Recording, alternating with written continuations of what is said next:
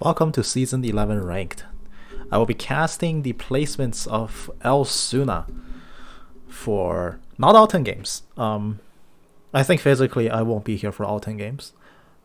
I will try to get as many as I can, but that's a very hollow promise. It's just not possible for me to catch all 10. Like, I'd be happy if I even catch 3.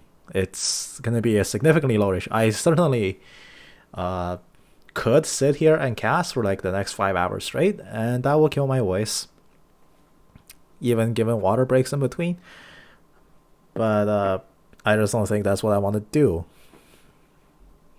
We will try to catch as many games as we can, and this will go out as a mini series of sorts just to commemorate the once a year occasion of a full ladder reset. Everybody's in iron again. This is the start of season 11, day 1 of ranked. Everybody's playing it except me. I am the washed up player, so I'm just sitting here commentating. It's a special moment for everyone. 10 placements. We'll see how many we can cast at the end of all this. But for now, here we have game 1. With our main hero, the Jin, going up against an AFK bot lane. Should be free win. Never mind, the bot lane is here. Not so much of a free lane anymore. We're gonna have Quinn top against the Ornn. Quinn with Ignite. Now, looking at the stream footage, this was a very confident first rotation, first pick. Insta-lock Quinn with Ignite. So, probably, well, there's a Quinn 1 trick, there's a Pyke 1 trick sitting on blue team. So in theory, they should know what they're doing to punish their matchups. Now let's see how it pans out in practice. I don't have the stream open on the other side. It would be a spoiler 3 minutes into the future, which I'm not all about that. So unfortunately, I am isolated in this other voice call doing solo casts. This is just my existence. Minute 30, there's no abnormalities in the early game, except for a super deep ward planted by the Kazakhs in the blue team's own blue side of jungle, just to spot the Echo's movements. And we're gonna be a minute 30 in. Laning phase has officially started for the first time in Season 11's Diamond Rank careers. We'll see where our placements land us after. Well, not our placements. I'm not playing these games. Who plays games nowadays, right? But yes, I certainly can't make it all 10.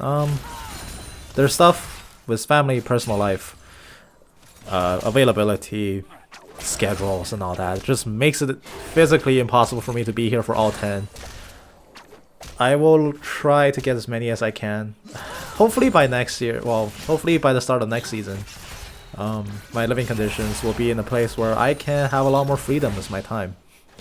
But certainly I do currently exist in an environment where personal time, or just free leisure time to do these kinds of things, are at a significant premium. Certainly a lot less than I would personally like it to be. It's quite restricting and it's very frustrating sometimes, but we get by. So 2.5 minutes in. Nothing bad has gone on. The first or the second Blitzcrank hook, judging by his mana bar, will whiff. Or is that actually his first hook? What is Blitzcrank's mana bar? Never mind, that is his first hook. Blitzcrank's mana bar was a lot smaller than I thought. Okay, Diana does get the solo kill using the Ignite and Flash to follow through. TF does have the TP, a ping goes down, Kha'Zix is there in mid. Is the Diana safe? Probably not. The isolation damage is still there. She gets the Pale Cascade Shield with the movement speed. Is that going to be enough? Kha'Zix has to smite. One more W will do it. Can he get it? Yes, he does. The counter kill is there. Meanwhile, bot lane, the Jin gets set on fire. The Ignite is taking down him. He will live with his sliver of health. Here comes the Echo in the mid lane.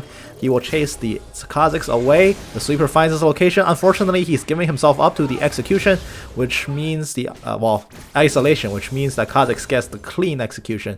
2 for 1 at the tail end, but TF does make it back with the Dark Steel in the inventory to farm it up some more. Jin has been forced back to base. Kai'Sa sitting on ACS lead. So far, a significant advantage here in the early laning phase 2 red team. Quinn opening up with the call and the health pot, trying her hardest to punish the Ornn whenever she can, but she is falling behind in CS. She has the wave advantage, so she will pull ahead, but Ornn is surprisingly holding very even against the Quinn. I shouldn't be surprised. Quinn is barely a champion. The new skin is sick, by the way. I had a personal mantra back when I was a Quinn 1 trick, when Quinn first came out. I still remember I resolved to play 100 games in a row with Quinn. I stopped at game 54 because I realized that one-tricking life wasn't for me. But Quinn is and always was my very first champion that I genuinely love to play. Back when her ultimate turned her into the bird, like she just vanishes into the ether and Valor flies down and you play as Valor for like 20 seconds. That was great. Totally useless, but great. It just felt good to nuke people down. But Quinn was my first, very, very first genuine, actual, competent main. And I resolved to myself, ever since then, that I will strive to own every single Quinn skin as soon as they come out. So with Marauder Quinn having been released, I will need to add that to my repertoire as soon as I can. It does look okay. I don't feel any attachment to Quinn in present days, just because it's been so long since those times. Like my one true main, it's shifted over the past years. When I first played League, I started out with Lux. I played Lux from essentially as soon as I afforded her to level 30, and for like 100 games after that. And then Quinn came out, and I was a Quinn one trick. That was the first time I would genuinely call myself like, oh, I'm a one trick. I only ever played this one champion, and that lasted until like season 5-ish. Then I was just playing whatever. Probably mainly Caitlyn at that point. And then Kindred came out, and that to this day still my favorite champion. And I just noticed talking to myself now that all of my mains right now are pretty bad. Jhin is gonna get hooked and killed off again by the Kai'Sa. Pyke hooks only a minion. Echo is going to come in, phase dives right onto a caster, doing absolutely nothing. Pyke does not get that CS. Poor Cannon dies to the tower. What a horrifying fate. But I resolved to do that one financially irresponsible thing where I was like, if you were my one trick at one point, or is presently my one trick, I will resolve to own every skin belonging to that champion. But then that just turned into, if I mained you to a scary degree at one point, I will try to own every skin. And right now there's only 2 champions that fit that bill. One is Quinn, where I played her non-stop for so long. If the mastery system was out at that point, I think Quinn would be my highest mastery champion by a very long shot. And after that was Kindred, who is still my highest mastery champion right now, because I spammed so many games of her and then forgot half of it, because I just blocked it all out.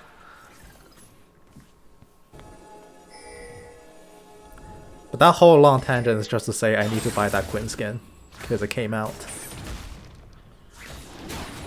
Unfortunately, financial situations are tight.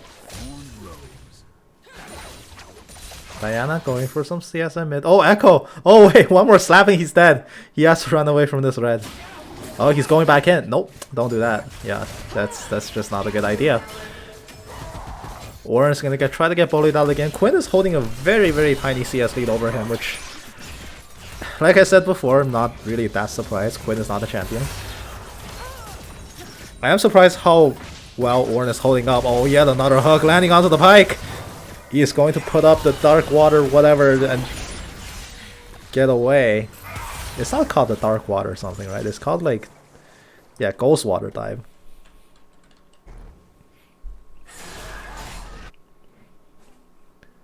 But so far, red team still have an early laning advantage. That brushes pink, which is a huge detriment to the Pyke. It's cutting off his ability to engage even more. TF pours in way behind the Quinn for no reason. But here comes the call.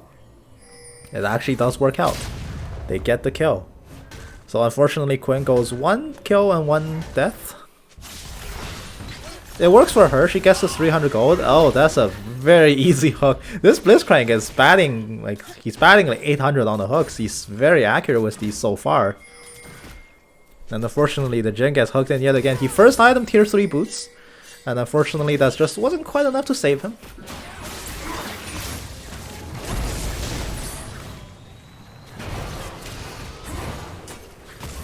Kai'Sa will get the Pyke kill, but now she's alone. She's just an AD carry going up against Diana and Pyke. And I've seen how this story ends time and time again. She will be killed off here. See, I call it tier 3 boost because it's a relic from eons ago now, where back in like season 1 or 2, boost didn't tell you how much move speed it gave. It told you what it did in like a passive, and it was worded so strangely, because that was back when tier 1 boost gave you 50 movement speed, and every boot you upgraded gave you 30. So instead of calling like, no way, it wasn't like 50 and 30, it was way more than that, but whatever value it was just going up in increments. So when boost gave you 50 movement speed, instead of saying plus 15 movement speed, it said passive or unique passive enhanced movement 1. And then all the other boosts said passive enhanced movement 2, as well as whatever they did after that. And boost of swiftness was the only thing with passive enhanced move speed 3, and boost of mobility said like passive enhanced move speed 5, but if you take damage, it's enhanced move speed 1. And it was so archaic how it was worded back then. But that technically makes Mobius like tier 5 boots. It made no sense. I'm glad they eventually changed it to actually report the movement speed, because it was so stupid how it was worded. But while we go on about that tangent, Jin is just heavily losing this lane. I know this is being streamed live, and watching a Jin beat down like 30 CS and 0-3 is probably not a good look. Meanwhile, Ornn up top is going to sound the Ornn horn, and he has to go away, but here comes the Quinn with the Valor Mark, goes in and takes him out. She is getting very close to her mythic item. Looks like it's gonna be Kraken. Pyke wanders up a bit too far. His hook gets cancelled by the Blitzcrank's hook. Blitzcrank showing who the better fisherman is down bot. Meanwhile, the Jin not having the particular best game of his life. A very poor debut performance in Season 11, but that's okay. He's got 9 more chances. He's very far from anything of note. Kai'Sa's sitting on Noonquiver Pickaxe. He's sitting on 2 Longswords and the Dagger. And apparently, tier 3 boots not doing him any favors. He's still getting hooked, still getting chased down by the Kai'Sa. And here to add insult to injury is a giant purple crab, taking down that plate down to about 100 health. One more hit will certainly get first tower. There it is. Red team has destroyed the first turret of the game. The critical does absolutely nothing. Diana walks spot just to enjoy the view, but they are across the board almost losing heavily in CS. Quinn is the only one holding a CS lead, as she rightfully should, but with Ignite she's only very minorly in the lead. Those kills might have bought her some time. It gives her a sudden injection of gold, but this Ornn has certainly kept it very close during the laning phase. Pyke has been set on fire, which means he's revealed. There's nowhere to go but down, and he gets taken off, but there is the Echo Chrono breaking back. The phase dive in just does not do enough damage to secure him, and he kills. Jin is still struggling. He's being heavily outfarmed by literally every other non-support player in the game. Even the Ornn, who's sitting on a 20 CS deficit, has more CS than him. And 1 more assist, so everybody is just categorically richer. Quinn going up top for the farm. Now let's check everybody's gold income and see where we're at. Yeah, that's more or less what I expect. I am surprised that Jin is actually quite close with the Ornn in terms of gold income. He's only about 30 behind, less than, in terms of total money. Interesting how income works nowadays. Now it is worth noting, and this is actually a mechanic they explicitly put in. Cannon minions at mid lane are worth less in the first 14 minutes compared to the side lanes. Cannon minions at mid lane give 10 less gold than top and bot for the first 14 minutes of the game. And they actually, I believe, don't quote me on the second part, but I believe they are weaker as well, like they hurt the tower less. It's an interesting thing they put in just for mid lane. Over the entire course of the laning phase, you see like, oh wait, never mind, hold that thought. There's the Kha'Zix diving in. He's gonna pop the ultimate, and the Ornn horn goes through. Echoes gets knocked up. There's no chance for him. He gets taken down immediately. Ornn is going to prep for another charge. Nope, he will just leave it there. They will be happy with that one pick off. They are getting very ahead now. Out of laning phase, 2 of the 3 lanes smelling like roses. The other one doesn't necessarily smell like manure. Turret plating has fallen, so mid lane minions return to their normal gold worth. Diana going to engage with the Moonfall. See, the cannons being worth less thing probably doesn't matter too much. Like, assuming you get every cannon, then over the entire course where your cannons are worth less, you lose out on maybe about, quick math, like 100 goldish. It's an interesting piece of trivia where if you're mid lane, your cannons are worth less during the minion phase. Quinn is going to be the next to go. This is just a very quick chopping block. Red team is flexing their extreme pick potential and mobility. That or blue team just sucks at not getting picked. Because so far, red team are just making kill after kill. After the turret's fallen, seems like it's a battle cry for them. They sound the alarm and they pull everybody mid. The ARAM has begun. Oh, another hook. Just kidding. The ARAM works great when you get the Blitzcrank that just hooks everything. And so far, he's making every hook work. WTF are you guys doing? He asks. He's very intrigued in blue team's movements this game. As am I. I can't believe this is happening. Pyke flashing in for the ultimate, completely whiffs it and hooks the other way. Seems like he's had enough and he is going to eject himself out of the game pretty soon. At the rate that this game is going, the bot lane for blue team is combined 0-7-3. Not a very good scoreline. But the Jhin is putting together whatever scraps he can find. Very hurriedly working towards the Gale Force. Meanwhile, Kai'Sa has already picked up the fast Q build. She's got the Collector as well as the Kraken Slayer. That, I believe, is enough to get her there, get her over the edge. Yep, more than enough. So that is going to be the fast Q evolution. In fact, she's gotten it a long time ago, but this is a very strong build. That a lot of Kai'Sa players are doing. It just allows you to get Q evolution extremely quickly. And it puts you at a very early power spike.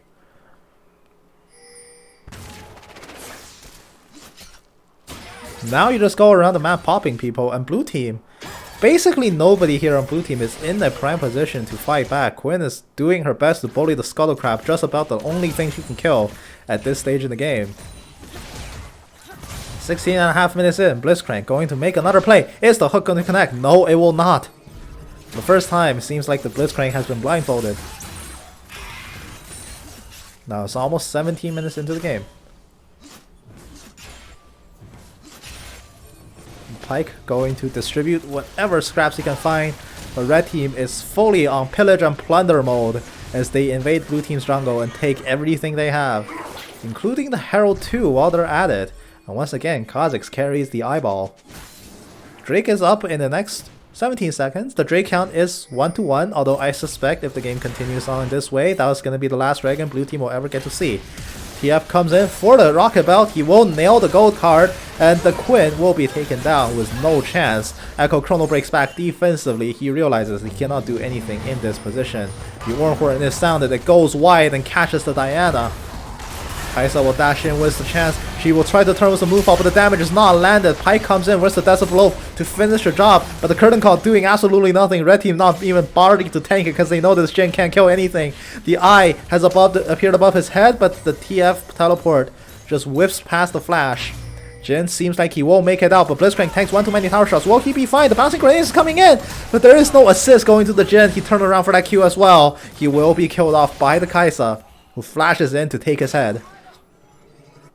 Echo will get the soul kill credit onto the Blitzcrank. The bouncing grenade took its sweet time in the air and was not landed in time to do the damage required to give Jhin the credit. Quinn coming in for a solo attempt onto the Kai'Sa, and they successfully kill each other. However, this is a significantly advantageous trade in favor of blue team. That is 1,000 gold going into the Quinn's pocket. Really the only player that stands a chance of doing any sort of physical damage for the rest of this game. Red team coming in to take the Cloud Drake. That is going to certainly be their next Drake.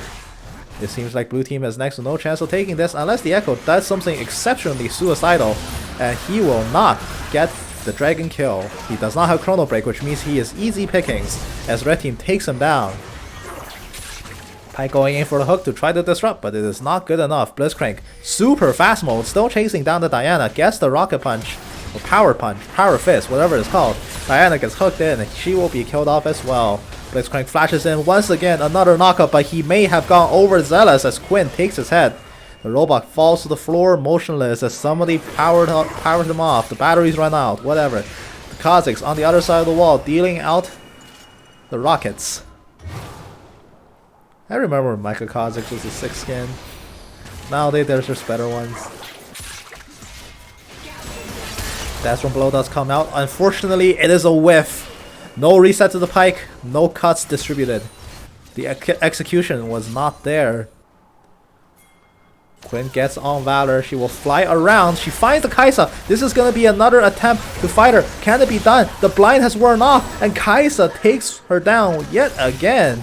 And Pike will be next up to the offering. TF will take him down at the end of it. Jin cannot even kill the big wolf. That is just how insanely far behind he is.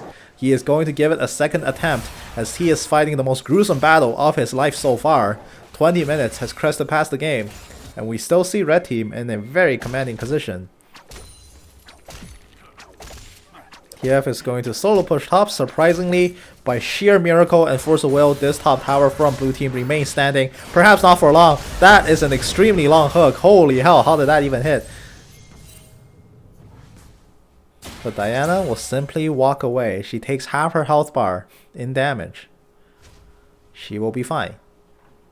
Jin has finally completed the skill force at 20.5 minutes into the game. But at least that is now his new power spike. He is very, very far away from the next item in his shopping list. He may not see it until the game is over, but that's a beautiful streamline move out by the Diana. The team fight has been initiated, but where's the rest of Blue Team? The Red Team reinforcements are trickling in. Here comes the TF. He's eyeing us up. The rockets are coming out. The Collector takes down Pike on Kaisa's behalf. And TF will try to leave. The deadly flourish from Jin from long range will not connect. It just barely whiffs out the range. The blooming trap is laid beneath Blitzcrank's feet, doing not all but slowing him down. Here comes the Echo Disc. It will find the kill. Jin trying to make it happen. He gale forced in, which means that he is very, very dead to the TF teleporting in behind him. Overall, 3-for-3, pretty good fight so far.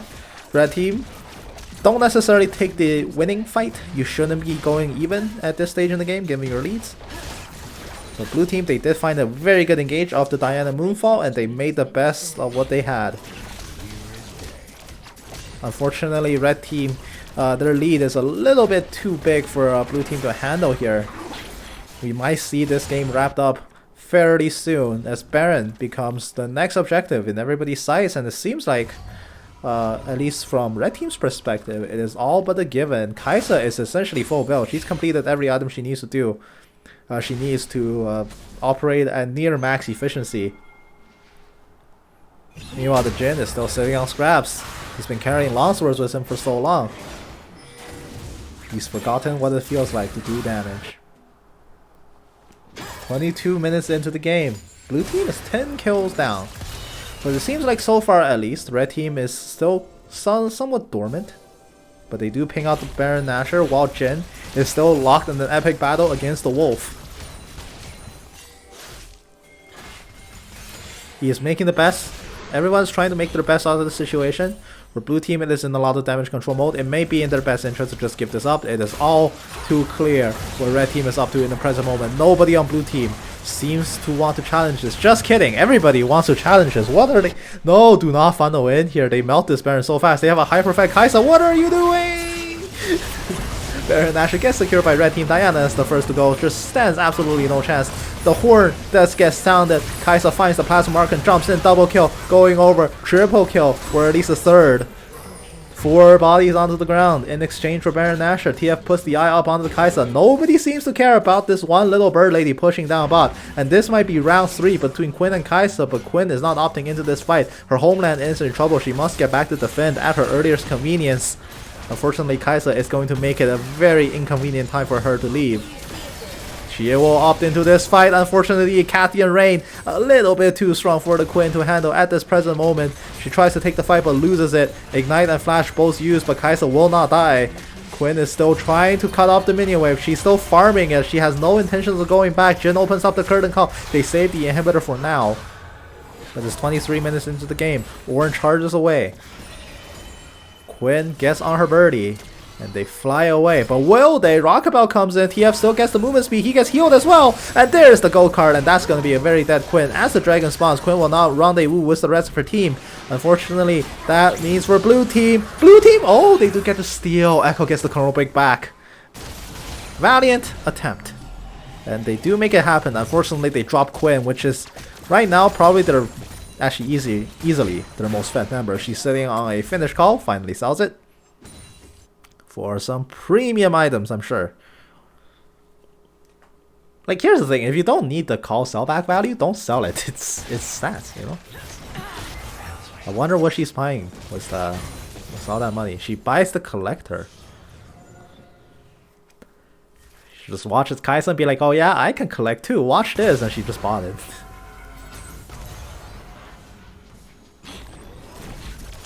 But meanwhile, red team is not relenting in their siege. 25 minutes in, they've taken down tower number 6, which means that blue team's outer defenses have been almost stripped to nothing. Their only outer defense is just one tier 2 tower. Flash hook from the Blitzcrank. This man just does not relent. Jin dies before the fight even begins. Meanwhile, beautiful move, but she gets exhausted. No damage output given their death from below. It only hits one, but the rest of the team fight is already a wash. It is a total domination here by red team. The GG easy sub diff gets called by the Blitzcrank. Red team claims the quadra kill onto the Kaisa, and that is gonna be it here. Game number 1. It goes in the favor of the team that lsuna 1 is not on. And we will see. There will be a game 2 coming up soon.